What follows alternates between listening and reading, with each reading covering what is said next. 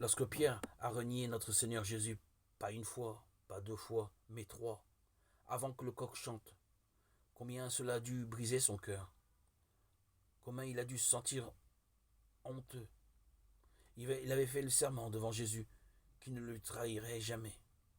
Il a péché par la faiblesse de sa chair, il a dû se sentir misérable, pauvre, quand il a succombé à sa faiblesse et renié Jésus, non pas une fois mais trois, comme il a dû être gêné en regardant Jésus.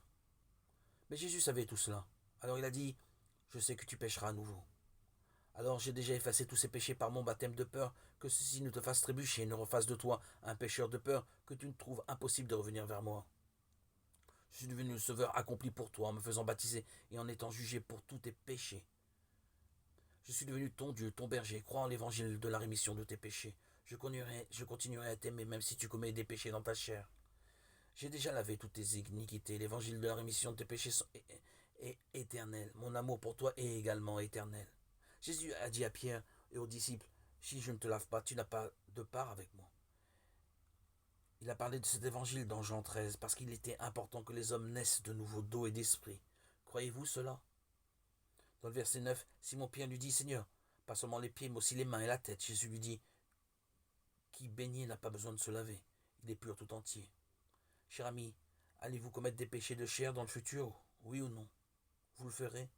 Oui ou non? Mais Jésus a dit qu'il avait déjà lavé également les péchés du futur, toutes les iniquités de notre chair par son baptême et son sang. Il a clairement donné à ses disciples la parole de la vérité, celle de l'évangile de l'expiation, avant d'être crucifié.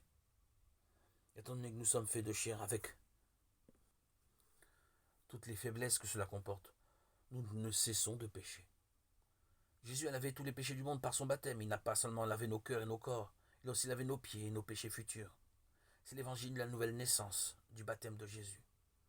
Après qu'il était baptisé, Jean-Baptiste a déclaré, voici l'agneau de Dieu qui enlève le péché du monde, Jean 1, 29. Nous devons croire que tous les péchés du monde ont été effacés en étant transférés sur Jésus lors de son baptême. Vivant dans ce monde, les hommes ne peuvent s'empêcher de pécher. Nous devons l'accepter comme un fait fondamental. Chaque fois que les faiblesses de la chair refont surface, nous devons nous souvenir que Jésus a déjà lavé tous nos péchés, ainsi que tous les péchés du monde par l'évangile de la rémission et qu'il a payé pour cela avec son sang. Nous devons le remercier du fond de notre cœur, confesser notre foi, que Jésus est notre Sauveur et notre Dieu. Glorifiez-le, Seigneur, glorifions-le. Tout dans ce monde pêche avec la chair. Les gens meurent à cause de leurs péchés de chair, les hommes continuent de pécher avec leur chair. Jésus dit dans Matthieu 15, 19, 20, du cœur en effet procèdent mauvais desseins, meurtre, adultère, débauche, vol, faux témoignage, diffamation.